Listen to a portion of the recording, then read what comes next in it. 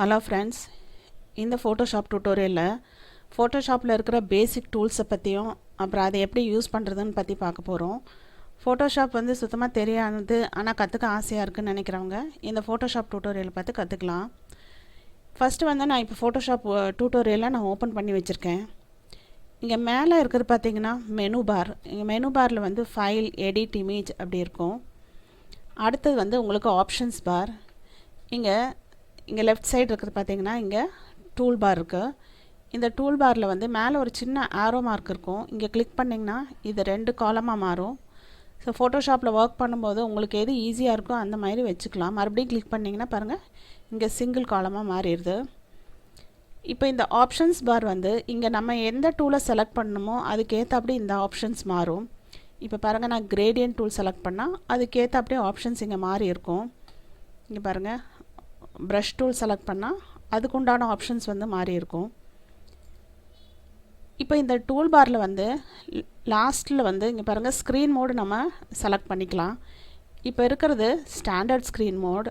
நீங்கள் full screen mode select பண்ணிக்கலாம். Full screen மோடில் வந்து பாருங்கள் இப்படி இருக்கும். இதில் மெனு பாரோடு இருக்கும். இங்கே பாருங்கள், full screen mode with menu பார்னு இருக்குது.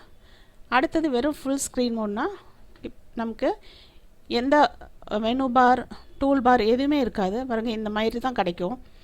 நீங்கள் எஸ்கேப் கீ அமுத்தி மறுபடியும் பழையபடி கொண்டு வந்துடலாம்.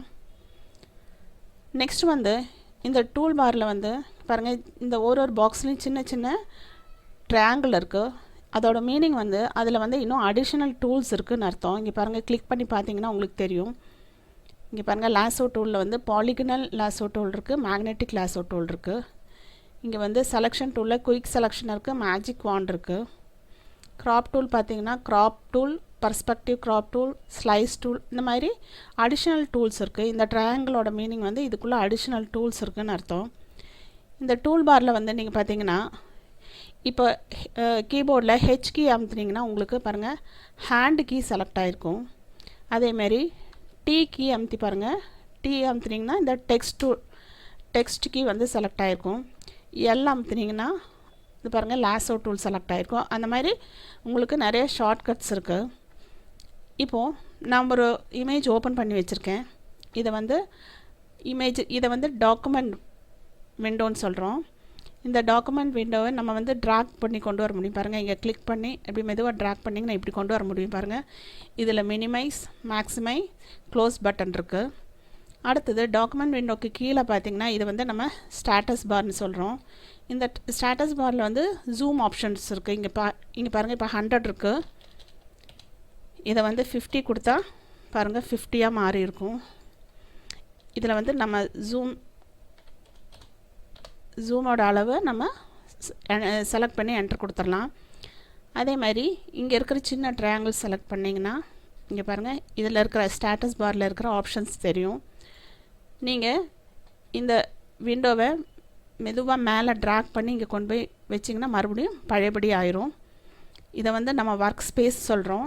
நம்ம இந்த டாக்குமெண்ட் ஓப்பன் பண்ணி வச்சு ஒர்க் பண்ணுற ஏரியா வந்து நம்ம ஒர்க் ஸ்பேஸ் சொல்கிறோம்.